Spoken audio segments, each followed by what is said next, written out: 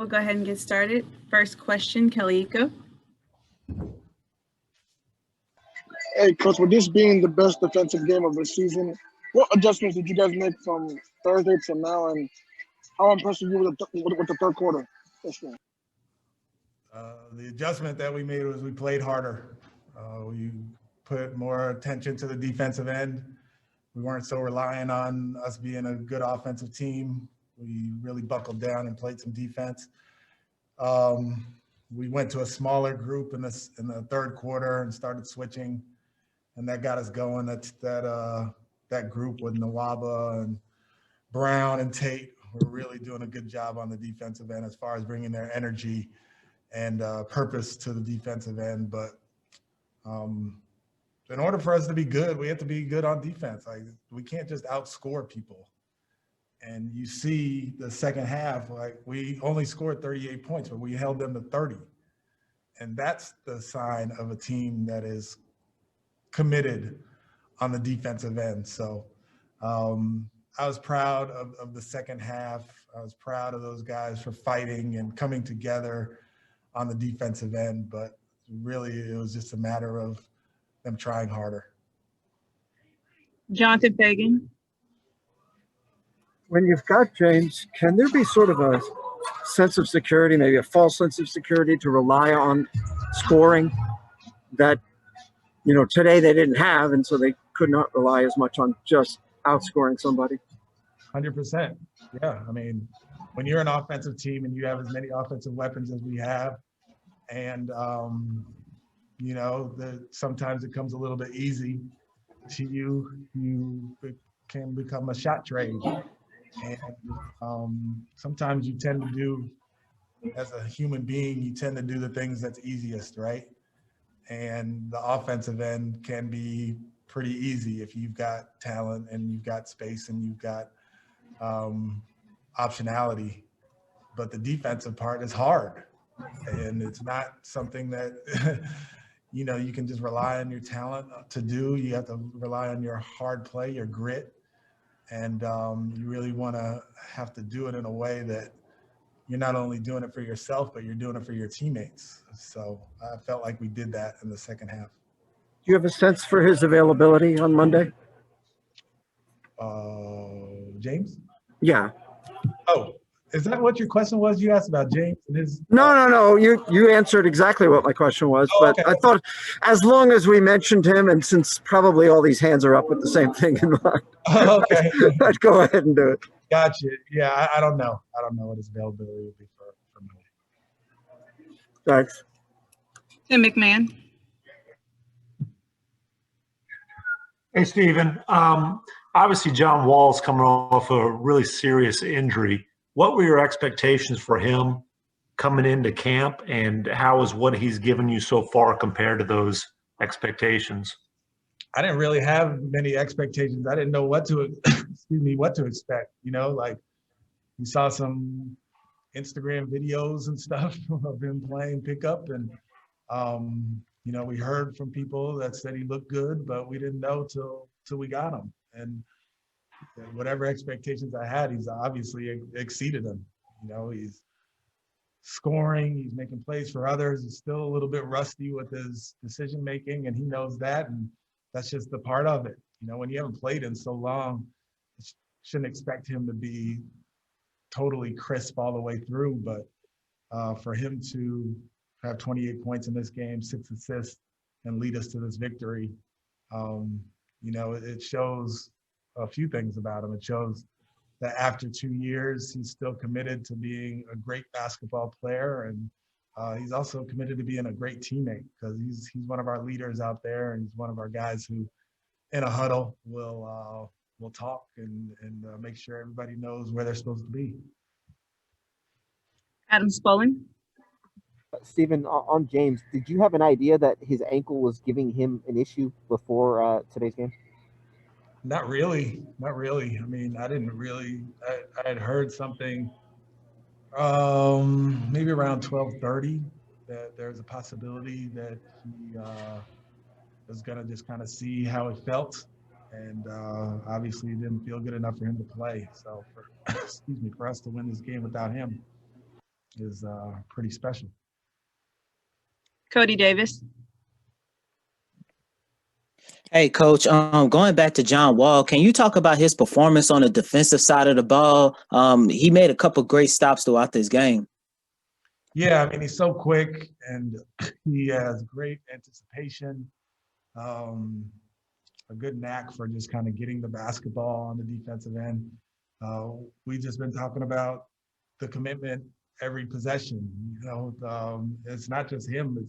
We got guys who sometimes will take plays off defensively, and we didn't do that in the second half. I was really happy with John's all-around game, but the defensive end was what I'm most happy about for all of our guys this evening.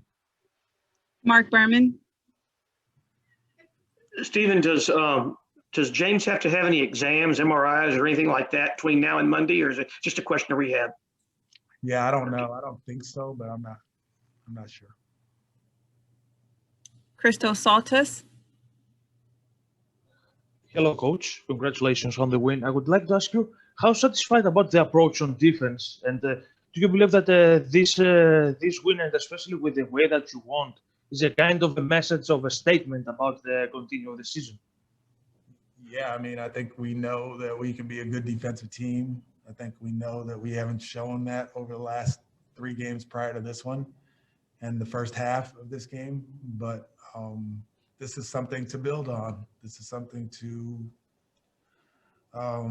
really take a look at and understand the importance of the defensive end of the floor. Ali Kambajani. Hey, Stephen, Christian picked up his 5th foul in the 3rd quarter. Then in the 4th, he played well on defense, pick and roll, switches, everything. What changed for him before and after that point? And is he earning your trust as someone you can rely on to stay in the game when having foul trouble? Oh, yeah. It's funny because I had Cuz on at the scorer's table when he got his 5th foul. So we were trying to get him out, but he told me, leave me in, when he got the 4th foul. And so he came over during the game, was like, he was talking to the referee. I was like, I need to trust that when you get your 4th foul, you know that you have your 4th foul and you're not going to get your 5th. And he was like, I got you, coach. So, yeah, I trust him. He's learning, but I trust him. I trust all our guys, really. They're a good group of guys who are easy to communicate with. So building trust with them is something that I'm working on, but it's coming actually a little bit quicker than I thought. Thank you. Brian Bearfield. Coach, last game you all gave up 58 points in the paint. This game you gave up 46. What was your message to the team coming into this game about stopping them from getting easy baskets in the paint?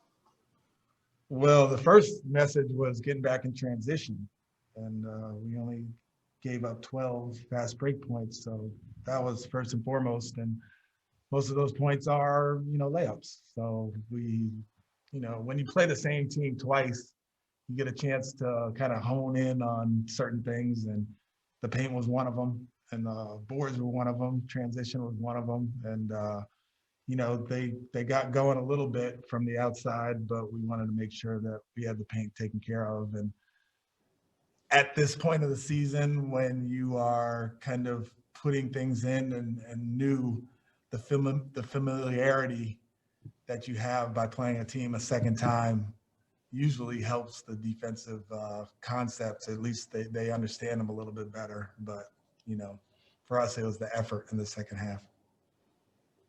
Simon Ali. Stephen, are you at all surprised at the production you're getting from your bench, particularly guys like Sterling Brown, David Nwaba, and Jae'Sean Tate? I mean, a little bit, just because I didn't really know these guys, coming into the situation, I didn't really know too much about Sterling. I'd spoken to Darvin Ham, who had him in Milwaukee. He was like, you got to get him, so that's all I really knew of him. And Jae'Sean obviously was overseas. I didn't know too much about him. And David, coming off the injury, I didn't know much about him. So, I am pleasantly I guess I don't even know if surprised is the word. I'm just happy that those guys are playing well and playing hard and finding a niche that we really need, especially on the defensive end. We'll take two more. Kim Davis. Hi, Coach. Kind of following up on the last couple of comments you made about just how the team plays. Is that the thing that you are, I guess, most pleased with, how hard they're playing and the level of communication? And is that really the area you want to continue to build on? Yeah, I mean, communication's everything, especially on the defensive end. But, you know, it's something that we talk about a lot. And it's funny because a lot of times you'll talk about communication, but you also have to, as a coach, give them what to say. You know, you have to have your terminology and everybody has to be speaking the same language and that sort of thing. So that kind of gets better as you are with a group, and it gets better as you watch film, and it gets better as you're walking through things. So yeah, the communication part is big. We're just in the process of learning, you know, what to say. It's one thing to just kind of talk, but there has to be purpose to the communication. And last question, Mark Berman. Stephen, what was it like watching your daughters on the big screen? I knew you were going to ask that. Thank you for asking, Mark. It was amazing. They did a great job. Like I said, I haven't seen them. They came for Christmas for a couple of days, but since I got this job, they've been in Dallas and I've been here in Houston. So to see them on the big screen doing their thing and not just looking on their Instagram and watching all of the awesome videos that they do on their Instagram, it was really special, really, really special. And I usually take that time during the anthem to just be thankful for being on the NBA court for another game. And I did that quickly, but then I was thankful for my family and my wife and my daughters at that point. Did you get a tad emotional? Not really. I would say I did. I mean, a little bit. It was just so cool. So if like being proud is emotion, then yeah, I didn't get like teary-eyed, but I was definitely so proud because they're talented. You know, they're two talented girls in different ways, and they're amazing. So I'm actually getting a little emotional saying it right now, but they're the best, and they got a great mom too. Thank you, Coach. Thank you.